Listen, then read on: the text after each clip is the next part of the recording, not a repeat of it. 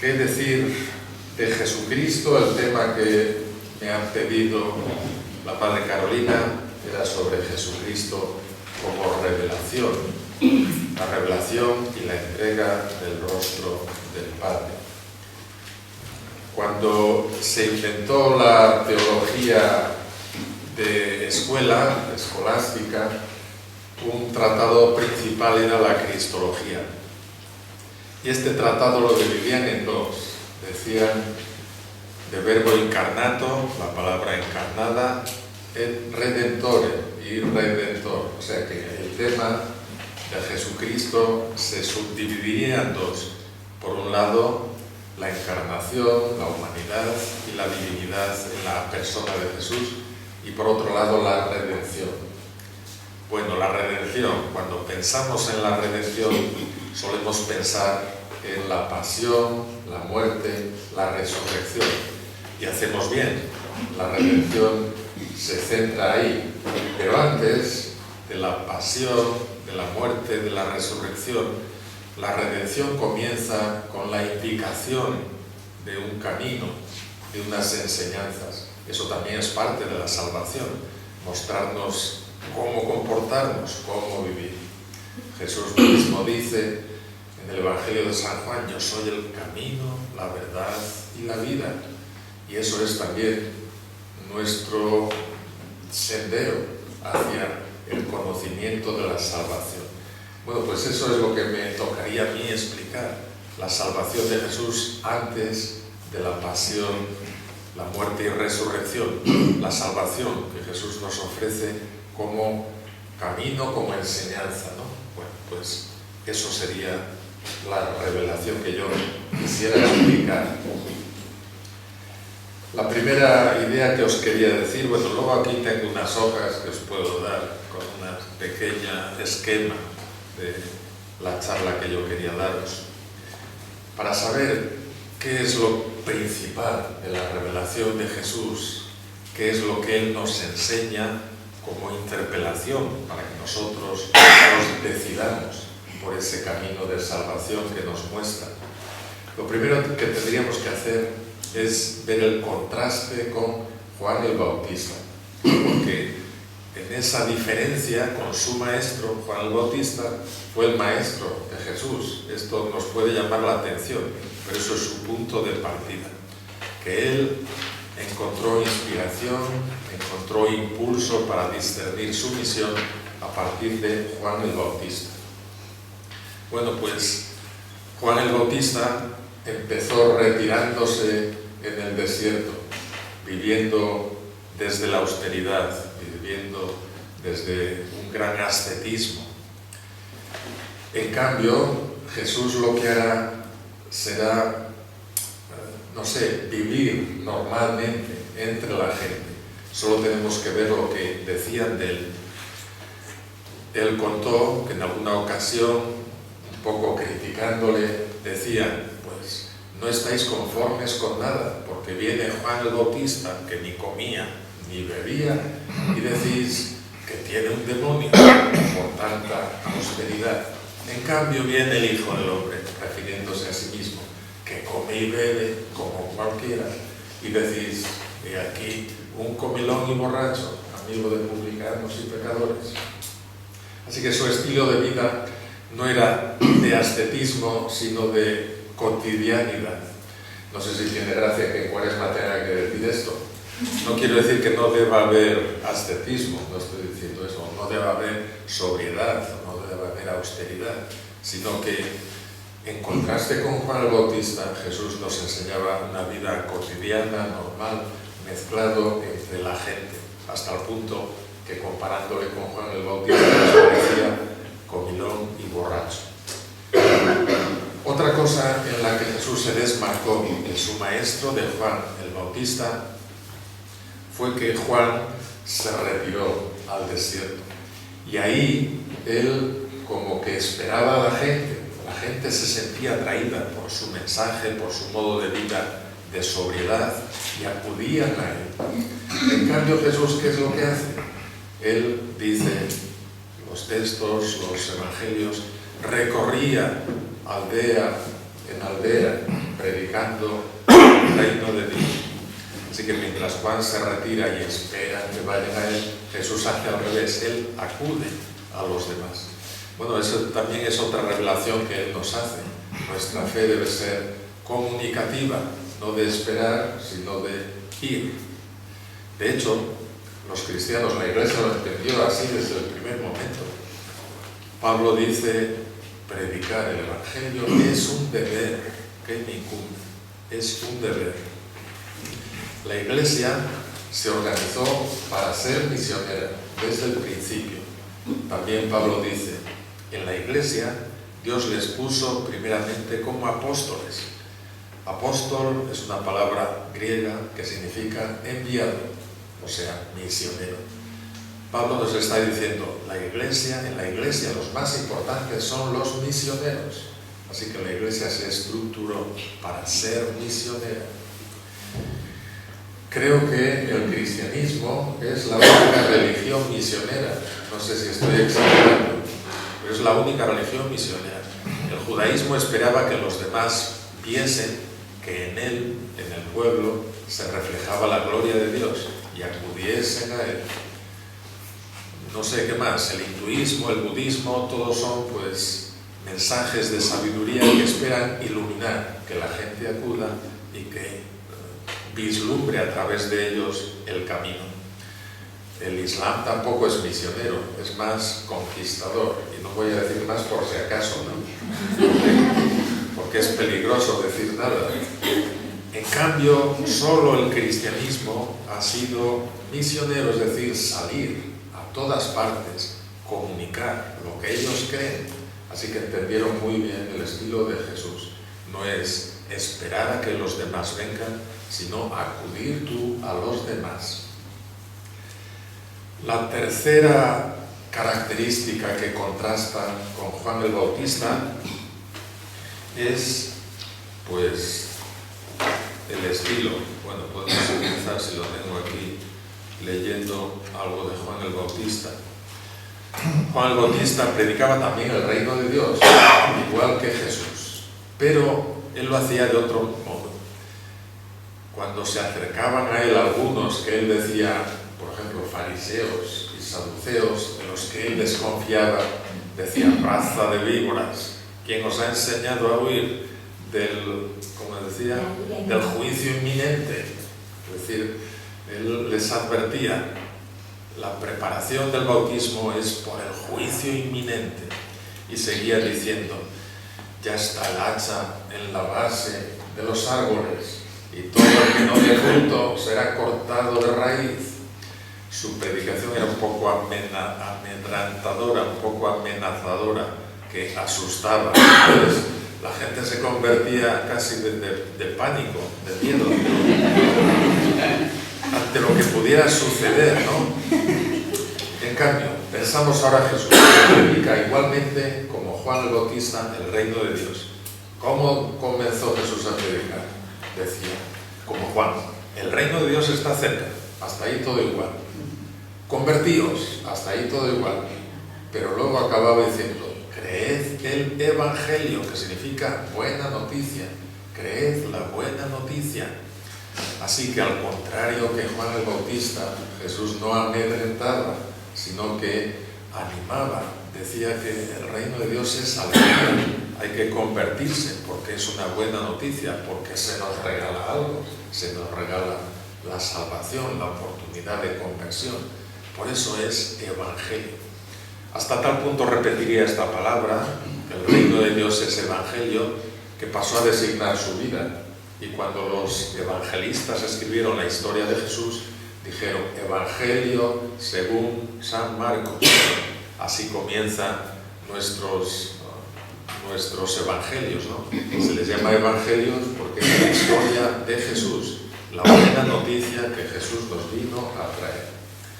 Bueno, así que esto es lo primero, el contraste de la predicación de Jesús con su maestro Juan el Bautista.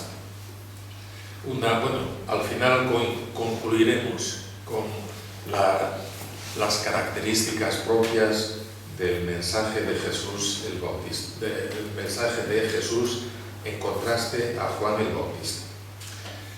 Si pasamos ahora a pensar cuál es el contenido, porque hasta aquí sería un poco el estilo que diferencia a Jesús de Juan Bautista. ¿Cuál es el contenido propio de la predicación de Jesús? ¿Cuál es su revelación? Bueno, pues tenemos que empezar, como antes, hablando del reino de Dios. El reino de Dios es el centro de la predicación de Jesús, como antes también de Juan el Bautista. Todos los biblistas están de acuerdo en ello, todos lo repiten. El problema es qué está detrás de esta palabra. Bueno, antes de decir qué está detrás, ¿por qué tiene tanta unanimidad esta idea de que el reino de Dios es el centro de la predicación de Jesús? Pues para empezar, cuando comienza la vida pública de Jesús, comienza así. Según Marcos, que es el evangelio más antiguo, pues apareció después del bautismo. Con Juan el Bautista, Jesús empezó a predicar y decía, el reino de Dios está cerca, convertíos y creed la buena noticia. Así que el reino de Dios es el comienzo de la predicación de Jesús. No solo es el comienzo, sino que es el centro, porque va a abarcarlo todo. Además, las estadísticas, ya sabéis que ahora se hacen estos estudios sobre cuántas veces aparece esta palabra, quién la dice, etcétera, etcétera. Bueno, pues según esas estadísticas, reino de Dios aparece casi siempre en labios de Jesús. Luego, en los siguientes escritos del Nuevo Testamento, en San Pablo, en las cartas católicas, en los Hechos de los Apóstoles, ya no aparece tanto. Es decir, es una palabra ligada a la persona y a la predicación de Jesús. Siempre se asociaba a su persona. Otra razón, las parábolas. Las parábolas son el modo típico de la predicación de Jesús. ¿Por qué esas parábolas? Ya sabes que la parábola es como un rodeo, ¿no? Como dice la misma palabra, parábola es dar un rodeo explicativo, es como una perífrasis para que algo se entienda. Pues las parábolas de Jesús, todas, no sé si decir todas o casi todas, por si acaso, podemos decir todas, explican el reino de Dios. Así que, si las parábolas de Jesús son el modo típico suyo de hablar y todas quieren explicar el reino de Dios, es que ese era el centro de su predicación. Pongamos una parábola sencilla. Decía Jesús: el reino de Dios es como un tesoro escondido en un campo. Si alguien lo encuentra, pues procura conseguir ese tesoro. ¿Quién no haría eso? Si no encuentra un tesoro, pues intentas tener ese tesoro. Si está escondido en un campo, compras el campo. Bueno, pues eso es el reino de Dios, un tesoro. Es una parábola sencilla, pero hay muchas otras que hablan de eso.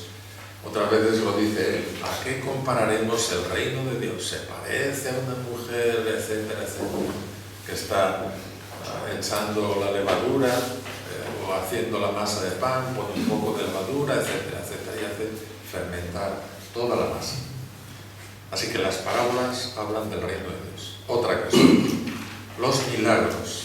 Los milagros también son otra característica propia del actuar de Jesús.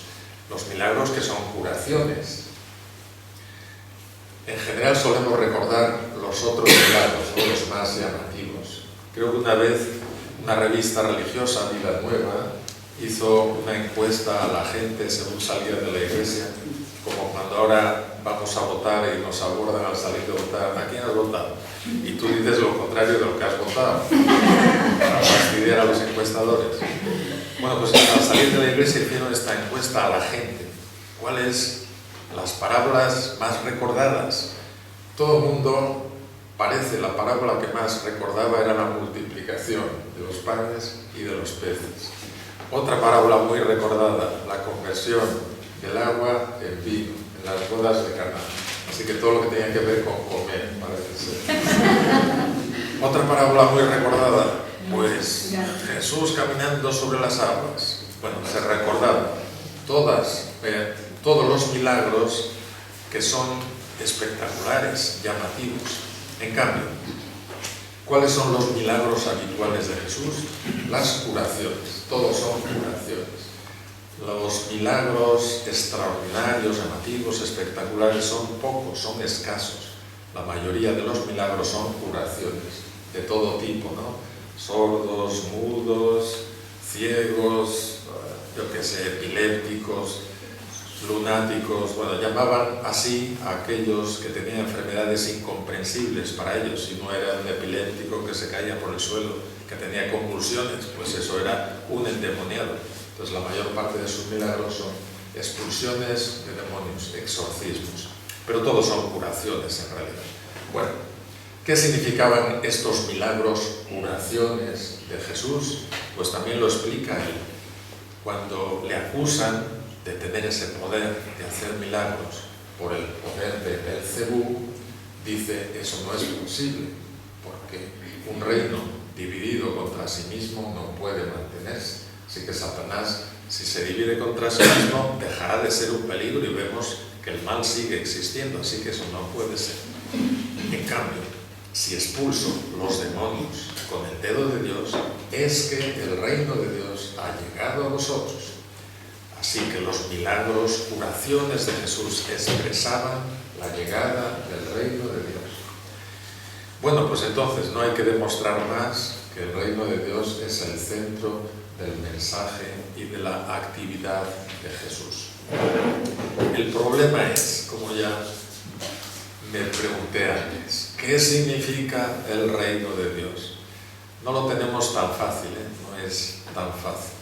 De hecho, se han escrito libros y libros, teorías y teorías sobre qué significará esa metáfora del reino de Dios, que además ha llegado, está por llegar. ¿Cómo es eso?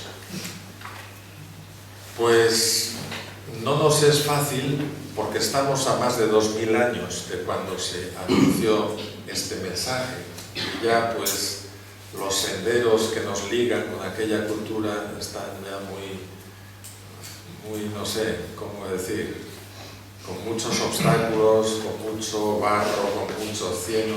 Nos es difícil encontrar el contacto. Por otra parte, Jesús no lo explica expresamente, como cuando un profesor explica en clase el ser. en filosofía. No sé si sabéis lo que es el ser, decían los estudiantes. Es un punto metido en un cajón que por mucho que revuelvas nunca encuentras. Eso es el ser. ¿Qué es la teología? También decían los estudiantes. La teología es la ciencia que da respuestas exactísimas a preguntas que nadie se plantea. Bueno, los estudiantes son gamberros y hacen bromas sobre lo que estudian, ¿no? Entonces, ¿qué es lo que yo quería decir? Que me he perdido sobre el reino de Dios. ¿Qué significa el reino de Dios? Jesús no lo explica expresamente porque se supone sobreentendido. Él forma parte de la cultura judía, de la tradición religiosa judía. Entonces, lo que él habla es como una actualización de la tradición común, de la religiosidad común judía. Por eso no se detiene a explicar exactamente qué quiere decir, porque todos tienen esa cultura y saben más o menos a qué se refiere, aunque él actualiza un poco ese significado del reino de Dios. ¿Cómo proceder entonces para intentar acercarnos al significado del mensaje de Jesús sobre el reino de Dios? Podemos proceder por exclusión. Cuando no podemos afirmar nada directamente, pues vamos apartando cosas que nos parece claro que no son. Bueno, lo primero, el reino de Dios no es un lugar, sino que es una cualidad, ¿no? Por eso algunos autores hablan de reinado, que casi lo expresaría mejor. No se trata de un reino, de un lugar del mundo como lugar de la majestad de Dios, sino que se trata de la cualidad majestuosa de Dios. Así que el reinado se refiere a una acción de Dios. Otra cosa, el reino de Dios no es algo material, tiene que ser algo espiritual, porque es un reino de Dios, la presencia de Dios. Así que, dice San Pablo, el reino de Dios no es comida ni bebida, sino paz, justicia y alegría en el Espíritu Santo. Entonces, quizá la mejor definición es la que nos da San Pablo aquí. El reino de Dios, además, es algo que está en la tradición profética. Los profetas, ya sabéis, que anunciaban: llegarán días, oráculo del Señor, en los que sucederá esto, en los que el Señor se manifestará. Cuando Juan el Bautista apareció predicando el reino de Dios, decía: lo que anunciaban los profetas ya está aquí. El reino de Dios, la ira de Dios es inminente, convertidos. Así que eso mismo va a estar diciendo Jesús. De hecho, así comienza él. El reino de Dios está cerca. Es decir, lo que antes anunciaban los profetas como algo futuro, eso ya está aquí, está muy cerca. Convertidos. Creed la buena noticia. No es la ira de Dios, sino la gracia de Dios. Bueno, pues a partir de estas cosas, que es una cualidad, que es algo espiritual, que es algo que actualiza el mensaje de los profetas, tenemos que llegar a una conclusión sobre el reino de Dios para no divagar excesivamente. Bueno, así que yo también voy a proponer mi teoría. Y todos proponen su teoría, pero yo también la mía. No sé hasta dónde llegará. Tampoco es gran cosa, ¿no? Pero yo propondría entender el reino de Dios como presencia de Dios. Porque lo que dice es eso, la cualidad de Dios, la realidad espiritual que está aquí, que llega. Entonces, es como la presencia de Dios, el reino de Dios es que Él está aquí. También podemos decir que es la gracia de Dios, como ahora veremos, que es el amor de Dios, ¿no? También. Pero quizá un poco antes, cuando Él habla del reino de Dios, sería tal vez la presencia de Dios. Hacer una prueba, como la prueba del algodón. Vamos a cambiar presencia de Dios por reino de Dios en alguna de sus palabras. Por ejemplo, en la que acabamos de contar, que es una de las más sencillas. Entonces Jesús les explicaba: el reino de Dios, que es lo que todos saben, es decir, la presencia de Dios es un tesoro. Si uno lo descubre, que no es tan fácil, si uno se da cuenta, de que Dios está aquí, entonces procura mantener ese tesoro que ha descubierto, sea como sea lo que Él ha descubierto y como Él entienda esa presencia de Dios. Pero eso es un tesoro que nos hace aparcar todas las demás preocupaciones para conseguirlo, para mantenerlo junto a nosotros. Así que esa es la presencia de Dios, es un tesoro, y dichosos nosotros si lo encontramos. Bueno, eso es una parábola. Hay también una frase enigmática de Jesús sobre el reino de Dios, que también ha dado mucho que hablar y discutir. Está solamente en San Lucas. Cuando un dicho de Jesús está solamente en un evangelista, se vuelve más difícil, porque si está en los tres sinópticos, pues comparas los tres a ver dónde está más claro, y eso te puede dar alguna pista. Pero cuando está solo en Lucas, pues ya no vas a tener muchas pistas. Pero bueno, ¿cuál es el contexto de esta frase? O primero la frase, que no he dicho la frase. La frase de Jesús dice: el reino de Dios está dentro de vosotros. Otra versión: el reino de Dios está entre vosotros. Bueno, valen las dos. Si traducimos reino de Dios por presencia de Dios, quizá quedaría más claro. La presencia de Dios está entre vosotros, nos envuelve constantemente. En este paisaje a lo mejor es más fácil darse cuenta de esta presencia de Dios. Por eso aquí las hermanas han elegido bien este lugar. Si la traducción es la presencia de Dios está dentro de vosotros, también vale muy bien. Todos llevamos la gracia de Dios dentro. Lo importante es que la descubramos como ese tesoro que decíamos antes. ¿Cuál es el contexto? El contexto de esta frase es señales apocalípticas. Entonces Jesús dice: no hagáis caso cuando vengan otros diciendo esto es el fin, esto se acaba, hay que hacer esto. No hagáis caso. El reino de Dios no viene de modo espectacular, porque el reino de Dios ya está entre vosotros, o ya está dentro de vosotros. Así que el contexto nos ayuda a entender eso. La presencia de Dios es algo constante, está en todas partes. Tenemos que darnos cuenta, esa es la clave, no tanto el significado exacto de la expresión, sino la conciencia religiosa que nosotros podamos hacernos.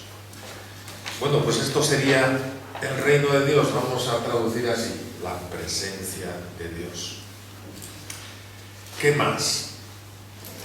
Si intentamos ahondar un poco más en el contenido de la predicación de Jesús sobre el reino de Dios, veremos que Él siempre insiste en que es buena noticia, como decíamos al principio. La presencia de Dios no es asustar, como tal vez sucedía con Juan Bautista, sino que la presencia de Dios es alegría, es gracia, es amor, es buena noticia, es evangelio. Como Jesús siempre buscaba alguna comparación, alguna parábola, pues también encontró la mejor parábola para decir que el reino de Dios es alegría, buena noticia. Y dijo: el reino de Dios es que Dios es Padre. Ya sabemos todos que lo repetía muchas veces. Tanto lo repetía que se quedó grabada la palabra en arameo, que es Abba, que significa Padre, como nosotros nos dirigimos a nuestros padres, que es una palabra cariñosa. Pues bueno, en los evangelios que están escritos en griego aparece esta palabra en arameo. Aparecen pocas palabras en arameo, eso quiere decir que son muy antiguas. Una de ellas es esta: Dios es Abba, es Padre. Y esto que diga Abba, que es como un diminutivo de Padre, tiene también su porqué. Porque claro, podemos decir que algo, por ejemplo, no sé si vale la comparación, Elvis Presley es el padre del rock and roll. Bueno, quiere decir es el creador. Dios es Padre porque es el creador.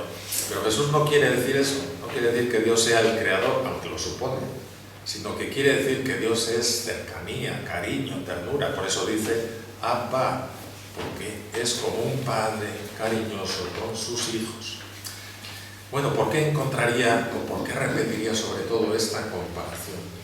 Quizás es la mejor palabra para expresar lo que él quería decir del reino de Dios. Si lo que quiere decir es que el reino de Dios es alegría, salvación, desinteresada, incondicional, pues lo mejor es pensar en Padre. Hoy día insistimos en Padre y Madre. Muy bien, está eso, porque es esa la idea.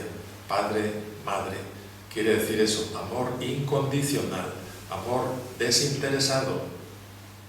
Eso sucede también hoy día. Los que son padres supongo que me confirmarán lo que yo digo en teoría. El amor de los padres es el más desinteresado que hay, porque los hijos en general no se lo van a poder devolver en general.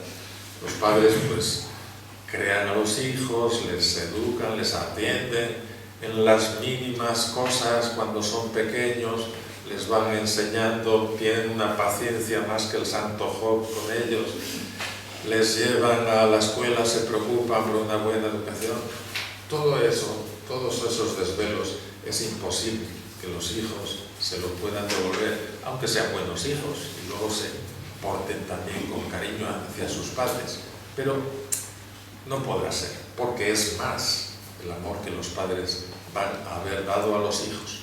Esto antiguamente era todavía más, porque antiguamente se vivía menos, así que los hijos no tenían tiempo para devolver a los padres el cariño que habían recibido de ellos. Si la media de vida era 40, 50 años, pues por muy buenos que fueran los hijos, no podrían devolver a los padres el amor que habían recibido. Bueno, entonces, la idea de Dios como Padre cariñoso, no un Padre exigente, no un Padre solo creador, no un Padre juzgador, sino un Padre apá, un Padre cariñoso, protector, de amor desinteresado, es lo que Él quiere resaltar para decir cómo es el reino de Dios. Entonces es alegría, es gracia, es amor, es paternidad de Dios. Hay muchas parábolas para decirnos que este amor de Dios está más allá de lo que podamos nosotros calcular. Por ejemplo, vamos a decir una parábola breve, típica, la parábola de los viñadores de última hora. Pues empiezan a trabajar, bueno, él acuerda con unos viñadores pagarles un talento o un denario por el trabajo de la jornada. Los que encuentra a mitad de jornada también les dice solamente, bueno, ir a trabajar a mi viña. Y los que encuentra a mediodía y a última hora les manda a todos a su viña. Cuando empieza la hora de dar el jornal, pues empieza por los últimos y les paga un denario. Y cuando llegan los primeros, pues piensan, bueno, también a nosotros nos dará un poco más, pero les da un denario. Entonces, bueno, ahí empieza la polémica. Cuando me ha tocado en mi pueblo, como se enteren en mi pueblo, que no paro de citarles, porque no me van a dejar entrar en mi pueblo. Pues una vez me tocó predicar en el pueblo sobre este evangelio, y después de la misa, ya sabéis que en los pueblos el cura dice, podéis ir al bar. Y todos dicen, demos gracias a Dios, y todos se van al bar. Entonces el cura también va al bar y le invitan, dice, está todo pago, entonces tú tomas lo que quieras.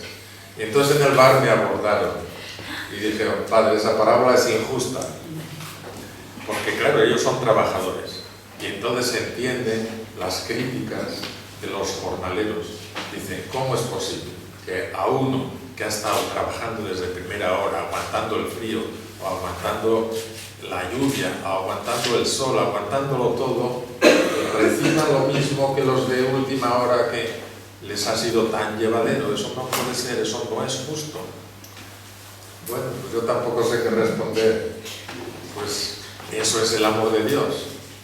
El amor de Dios es gratuito, es inmenso para todos, para los de primera hora, para los de última hora.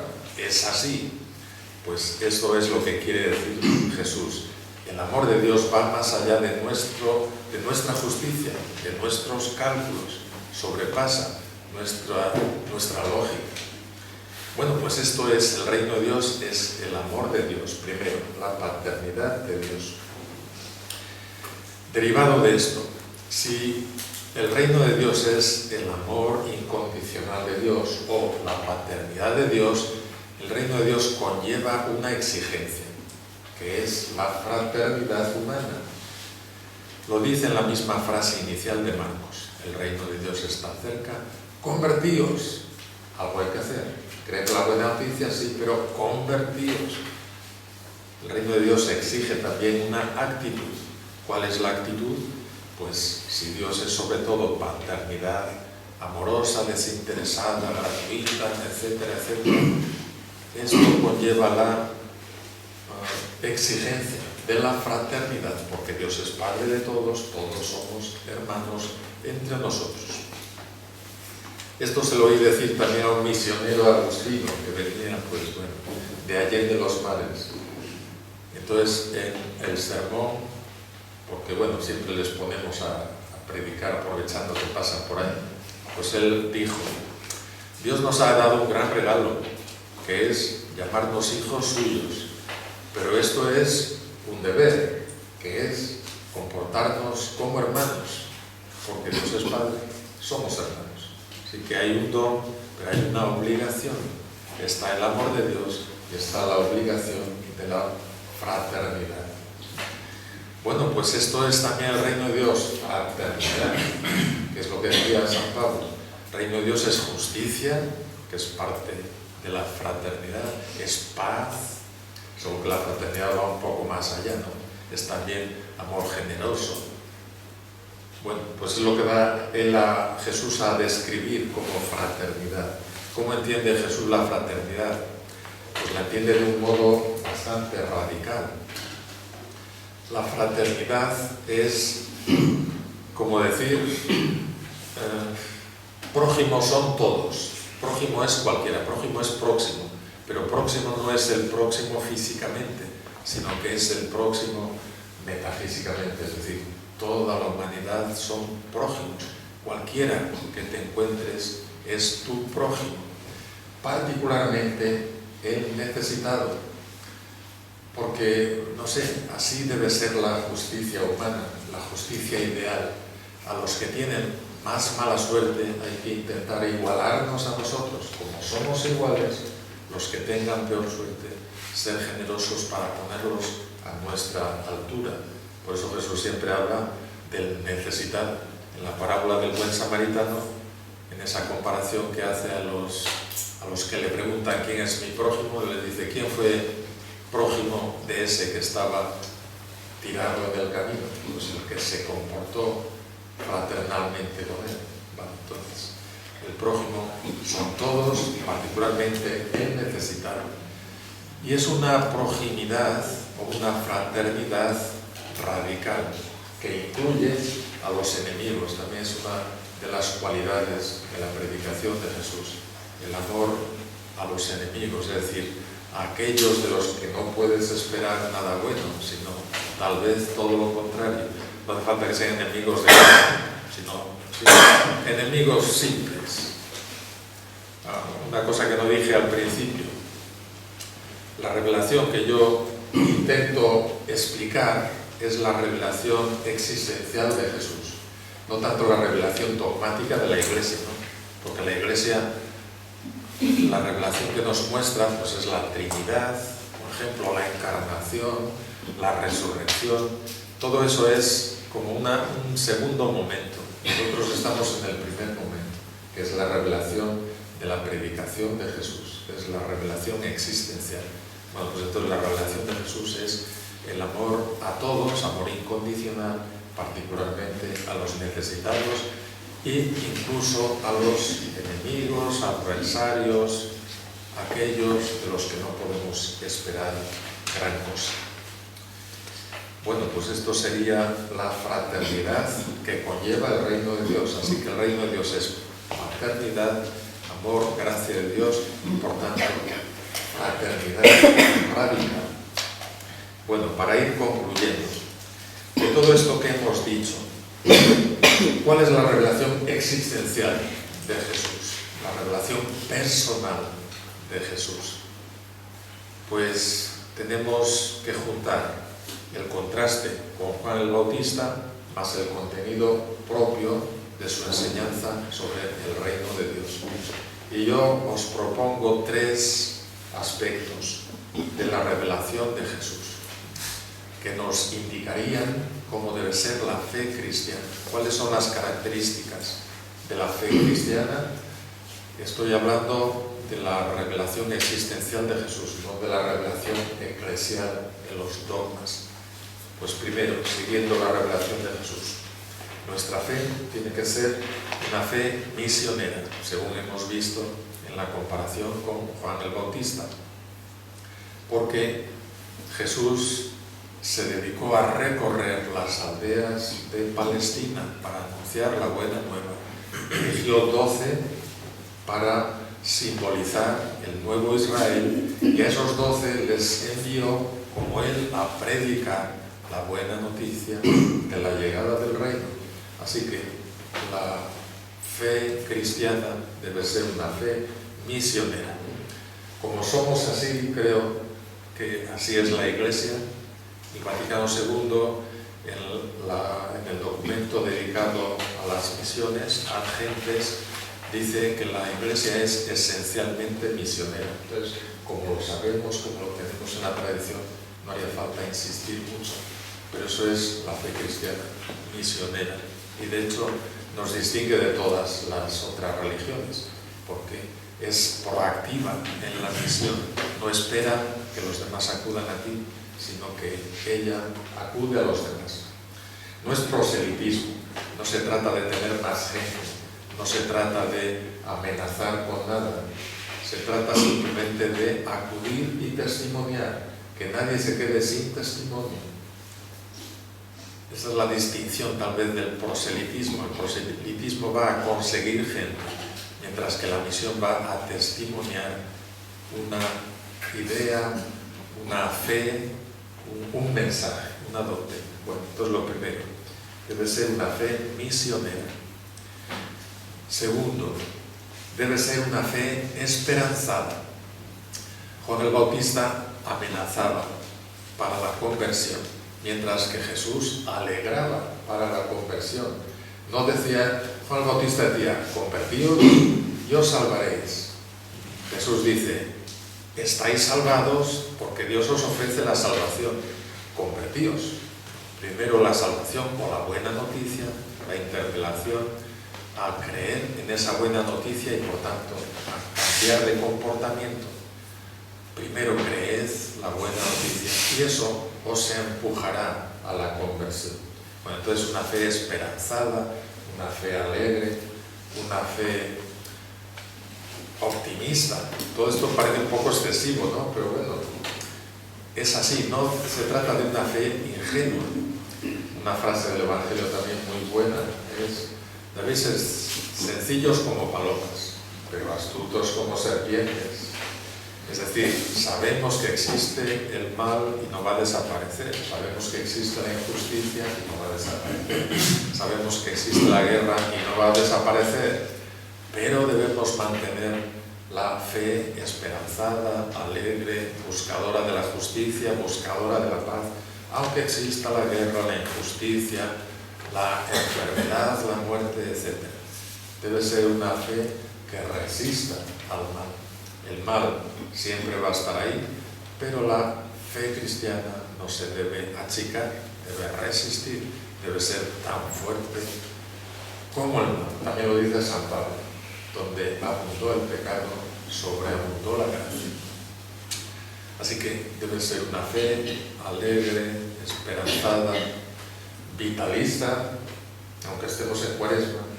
Si Juan el Bautista se retiraba para hacer ascesis, se alimentaba de miel silvestre y langosta, que no es un marisco, sino los saltamontes esos del desierto, pues Jesús vivía entre la gente, aceptaba las invitaciones de pecadores o de fariseos o de quien fuera, porque era un modo de comunión, de contacto con la gente, que es lo que a él le interesaba. Así que debe ser una fe vitalista, no tanto de sacrificio, mortificación, lo cual no vamos a rechazar, pero que lo central debe ser ese agradecimiento por la vida. Creo que el Papa Francisco dice todo esto, ¿no? Una de sus encíclicas es, la primera encíclica propia, es el gozo del Evangelio, la alegría del Evangelio. Así que insiste en eso, en ese aspecto de alegría y buena noticia. Y también el Papa insiste en agradecer el don de la vida, disfrutar el don de la vida, solo que queremos que nadie quede excluido de este regalo de la vida, y por eso queremos ser solidarios, por eso podemos renunciar a cosas para intentar que otros puedan tenerlas. Ese sería el sentido del sacrificio. Pero es una fe esperanzada, una fe vitalista, como decíamos. Y en tercer lugar, bueno, una fe esperanzada porque decíamos que Dios es Padre, que Dios es salvación, que se nos ofrece desinteresadamente, incondicionalmente, de modo previo a nuestra conversión. Gracias a eso, a que la salvación ya la tenemos dada, ya la tenemos ofrecida, por eso nuestra fe es alegre, porque la salvación ya está, ya la tenemos, nos sostiene en nuestras decisiones. Así que debe ser una fe confiada, esperanzada, alegre, a pesar del mal, porque Dios nos ofrece la salvación y Dios es más fuerte que el mal. Bueno. Y en tercer lugar, una fe fraterna. La fe cristiana pues no debe ser una fe para guardarla, sino para testimoniarla a todos. Por eso es una fe misionera, porque es una fe fraterna. Nos sentimos responsables de los demás, porque Dios es Padre, somos hermanos, y al ser responsables de los demás nos sentimos obligados a llevar a todos nuestra fe, como decía San Pablo. Predicar el Evangelio es un deber que me incumbe. Así que así debe ser nuestra fe, una fe fraterna. Esta fe fraterna debe incorporar principalmente a los que lo necesiten porque han tenido peor suerte en la vida o por lo que sea, por sus malas decisiones, por su mala cabeza. El caso es que es una fe generosa, una fe que intente dar más de lo que pueda recibir. Y es una fe incondicional, incluso para aquellos que sean tus adversarios, tus oponentes. Todos somos hermanos. Incluso aquellos de los que no puedes esperar nada bueno, no debes hacerles la contra, no debes hacerles la guerra, sino que debes considerarlos también tus hermanos. Bueno, lo que resumen los sinópticos cuando hablan de Jesús, cuando dicen que recorría todas las aldeas, dicen predicando el Evangelio y curando las enfermedades. Así que predicar y curar. Esto tendría que ver con una fe misionera y una fe fraterna, una fe que quiere consolar. Nosotros no vamos a curar haciendo milagros, pero podemos curar concediendo nuestro tiempo, nuestro consuelo, nuestra esperanza. Bueno, y como ya ha llegado al tiempo, lo dejamos aquí sobre la revelación existencial de Jesús.